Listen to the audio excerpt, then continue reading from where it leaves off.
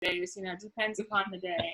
Yeah, If the wine glass goes in there. that wine is a lifesaver. I know, right? Is on mute.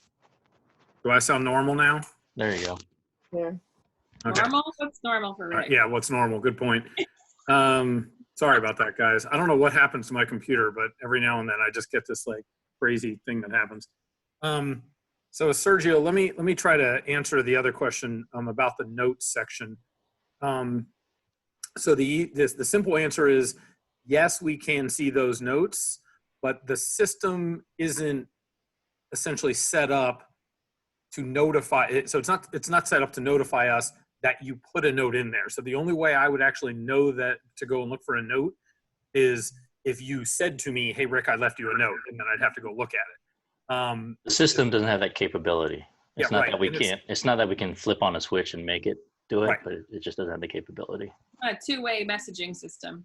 Well, and what it's really meant for is a scenario where you have a very specific individualized coaching scenario. Like, if I was just coaching you, Sergio, I would say, "Hey, here's your workout for the day. And by the way, when you're done, put some stuff in there. I want to hear, your response to the workout, put some notes in there." And then I could go and see those. But otherwise, I've got, 100 people, 200 people that are going to leave notes. Like, I won't know that they're there, and I'd have to go through literally every single solitary exercise and every single solitary person and each exercise to even see if someone left a note, because the system doesn't notify you. So good or bad, Leslie and I were talking about this, as she mentioned today, and I think a really good use of it is not so much if you have a question, but to make notes to yourself about how you felt, or whether you thought this exercise was hard, or whether you thought it was easy, or how your performance was in a specific run, how a specific workout felt, that kind of thing, So it depends. Like, I know Leslie was using it, talking about her heart rate, how she felt, and the weather, and that kind of thing. And I think it's really cool, and it saves it, so it's not like it's gone. And you can refer back to it. So I would think of more of it as Leslie called it, like a journal, essentially keeping track of it. A lot of people keep like a running log. I would look at it kind of that way. And I think it's a really good scenario to use it as it relates to the strength and mobility program now, because especially if that's new to people, I think it would be really nice to sort of start to gauge a little bit how you felt, what you thought was a good exercise, what was a hard exercise, what was, better, how it made you feel, did this help you specifically, that kind of thing. And so, I hope you understand what I mean here, but I think it becomes more of a journaling piece than it does a question piece. So they're in there, the notes are there. So if, you wanted to message me and say, "Hey, I left you something, I'm super confused by such and such, can you go and look at this?" I can absolutely do that. I just don't by default go in. So, because I can't. Well, Rick, maybe something on our website, we can have like a form for the Run Project people if they have a question about strength program, or any kind of like injury thing. If they can just get on our form, fill out a form, send their question, and it'll shoot to. I can also do, and even Sergio and Leslie, without sounding dumb, tell me if this would help. Well, Leslie, yours was a little different question though. But would it help if, because we can just create an open Google form, and if you ever have a question, you can just hop on, send a message, and it'll pop up and tell me that somebody did it. And I agree, Eric, that's easy, and I can create that pretty quickly. So yeah. I can do that tomorrow, and I'll link, I'll either put it on the Facebook group, or I'll put it in the Thursday email and remind people that they have questions, or, just something comes up, they can ask it there, and it'll just throw that information out to us. So does that help? Cool. Well, maybe if I can just summarize things, and maybe if there's any other questions, we can call it a night. But for injury prevention, we just want you to run, or we want you to move efficiently. So you've got to move efficiently. Yeah. So you have to have the right range of motion necessary for the activity. And that involves either having the right flexibility, appropriate tissue mobility, and also joint movement. You want to make sure you are also activating the correct muscles in the correct sequence, which a lot of these exercises are teaching right now, week 1, week 2. Then you want to start building stability around your joints, in particular your pelvis, hips, spine. Once you have stability, you're activating the right muscles, you have good range of motion, the necessary range of motion, then you can start building strength on top of that. When you can start building strength on top of that, then your body becomes more resistant to the external and internal forces of the training season. And as we get through the season, we will be building strength. So you'll be doing more advanced movements in the strength series to capitalize on some of our exercise library. And then from there, it's just about responsible training. So follow the program, try not to make up for lost workouts, try not to do back-to-back quality workout days. So don't do your hill repeat and then your long run the next day. Hydrate, fuel properly. Our dietitian will be on one of these Zoom talks talking about nutrition and how it will help repair your tissue and help expedite recovery. And so you do all those things, and we shouldn't have to see you in our physical therapy clinic,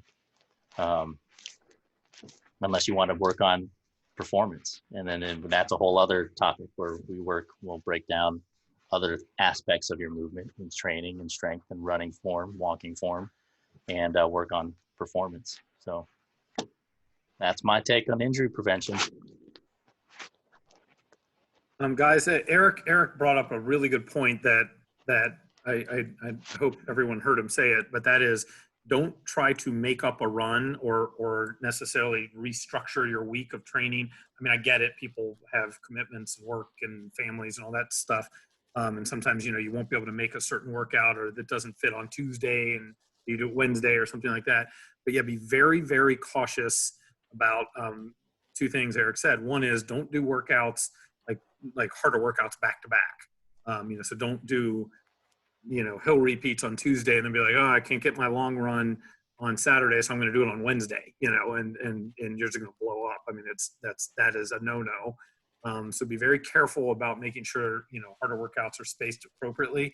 And the other thing is that if, you get to, I don't know, Friday or Saturday or something, and we're like, oh my God, I didn't get all my workouts in, don't go out on Saturday and do a long run and then get home and take a 2-hour break and then go out and do hill repeats or something crazy.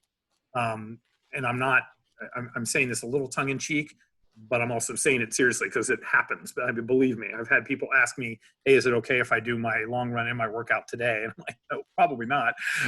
So really don't try to make up for lost time. It's in many ways safer to say, I'm letting it go. I missed it or can't do it, but don't try to make it up and then throw a bulk into the end of a week or anything like that, or even at the beginning of a week to try to make up for lost workouts or lost time, because it's unhealthy and that is very ripe for causing injury. So be careful of that. I'm going to bring this up. Sheila asked a question over here in the chat about the hill repeat. Sheila, are you not seeing the calendars? Because the calendars in Team Builder show the number of repeats and recovery and everything. Are you not seeing that? You can type an answer to me. You don't have to unmute if you don't want. But number one, the full marathon is doing 6 repeats. The half marathon is doing 4. And that's repeat meaning uphill and downhill. That's a full repeat. So I hope you can see that in Team Builder, number one. And then number 2, as far as the grade of the hill or the elevation of the hill, I gave a couple examples in yesterday's email. Hopefully you saw those. If you click on those links, you'll see specifically where we're talking about. Some are a tiny bit steeper than others. Like, for example, the Edwards Road option is a little steeper than running up Linwood, for example.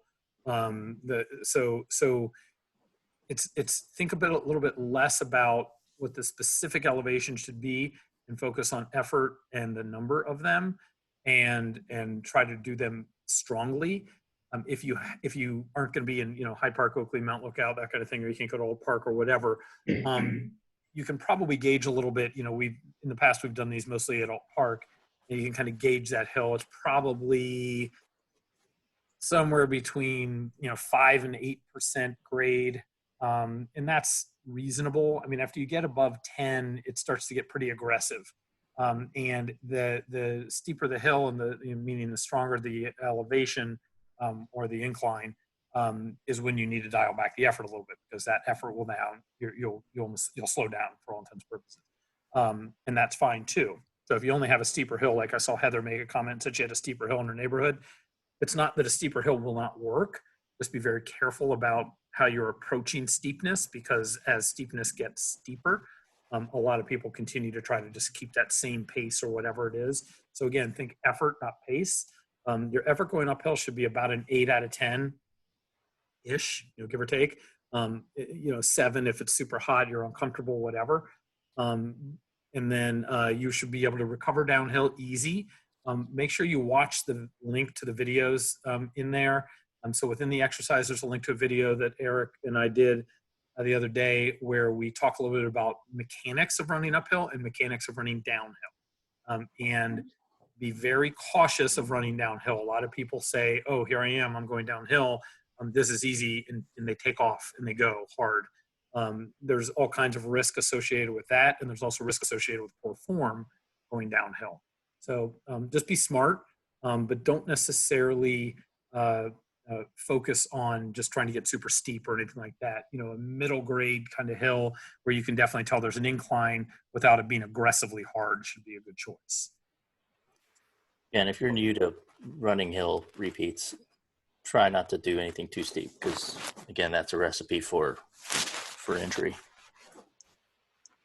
Did that help answer it, Sheila? Hopefully. And the other thing is that if you have a scenario like I didn't put it in the email the other day, but we used to run on Raymar where it kind of circled around, so you essentially went uphill and you could come back down the other side downhill, and that's fine too. Raymar is a teeny bit shorter than the others, so you really want to try to get about a quarter mile if you can. But again, focus on form and effort, and don't think so much pace and steepness. It's more about getting that power and building that strong base is where the value comes in here. So hopefully that helps. All right, does anybody have any other questions? Yeah, Rick, we following what your email is or the team builder? Where's the communication coming out on what we're doing? The email, there is no calendar in the email. So the email will just simply tell you about the workouts. If there's like for example, yesterday I talked about like hill repeats and why we do them and what they, where the value is, etc. But the actual calendar is in Team Builder. Okay. And then Team Builder gives you very specific, like it tells you how many repeats, how much of a warm up, how much of a cool down, what the effort should be, number of repeats, that kind of thing. Right. So there is not a calendar in the emails. Hopefully you're getting emails, correct?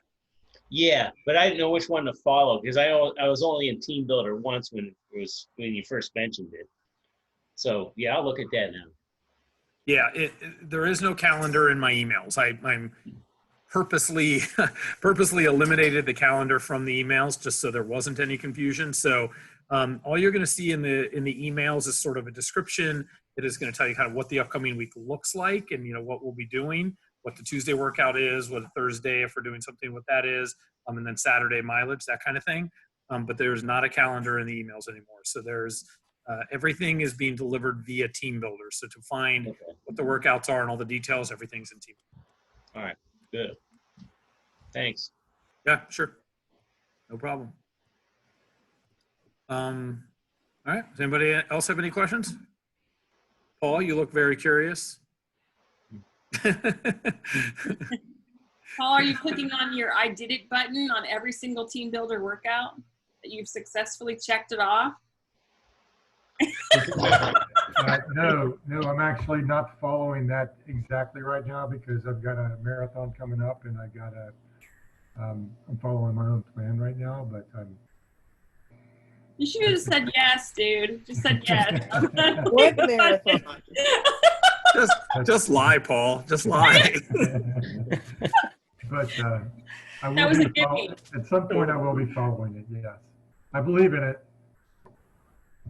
Yeah, I mean, guys, I'm going to tell you in no uncertain terms, and I mean, this isn't me just like, I'm not talking up what we're doing by any stretch of the imagination, but the program that, you know, we're putting into Team Builder, I mean, the running program's fantastic and it's second to none. I mean, the people who put that in there, I don't know who they are, but they're wonderful. The strength and mobility program, though, that is coming from the guy in the BE hat. He's over here on my computer. But the strength and mobility program that Eric, you know, is now added to the program is seriously awesome. And I can tell you from personal experience, when I am doing strength and when I put a little more effort into things other than just heading outside and running, it has a huge payback. So I would highly recommend, you know, again, even if you haven't looked at it or haven't done a lot of the exercises, just take a look at it and see what it looks like. It doesn't mean you have to, I mean, nobody's going to beat you up for not doing it per se. But I highly recommend it. And it's, you know. I might. Huh? Eric said otherwise. Oh yeah, he'll come find you. I'm If I not. see you on the Wasson Trail, better watch out. Yeah. I watched He it has- over the summer before you even put it out there. The cha-cha-cha one. I was doing that one. That's a good one, actually. That's a Yeah. good workout. He That's has a all kinds of time on his hands to hunt people down. I'm way too busy. Well, that I will just say that program, that's at least the basics of this program. It's been tried and tested. We've used it with our racing team. We've used it with our Olympic marathons trial qualifier. Some of the pro triathletes I've worked with. It was tested and created in working with them. And so now we're rolling it out to the masses. Awesome. Yeah, definitely try it out. Right.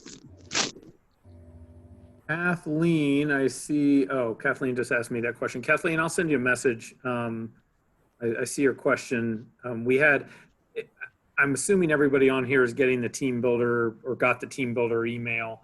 I know some people did not receive it, a couple people, and there does look to be an explanation for it, at least in one scenario. Sometimes it is tagged as spam before it even gets to your mailbox. So if you're not finding it in junk or spam, it will typically be because your ISP, Internet Service Provider, is blocking it before it even gets to your mailbox. So I will, if anyone's having that issue, in other words, if you haven't seen the Team Builder email, you should. Everybody on here should definitely have received it. And if for any reason you haven't, please let me know. Kathleen, I'll follow up with you personally and check on that. But I know that we had that problem with one other person where they didn't get it at all and it was in the system. So I can use either a different email address or I can help you try to navigate and find it. So hopefully people are taking advantage of it otherwise. And, you know, again, let us know if you're having an issue. Everyone good? Anyone else have any questions? No. Mike, you look good. You're happy. You're healthy. Good. Double thumbs. Perfect. All right. Thanks for your time. Yep, guys. Thanks so much. We will follow up again. We'll do it next week as well. So look for some more information about what's upcoming for the next week as well. Otherwise, have a great week. Enjoy your hill repeats tomorrow. Sheila, I recommend maybe running from downtown up Gilbert 17 times. But otherwise, kidding. Otherwise, enjoy your week, guys. Have a great workout tomorrow, and we will talk soon. Take care. See ya. Thank you. Thanks, Hey. Eric. Yo, thanks a lot. Bye. But Bye.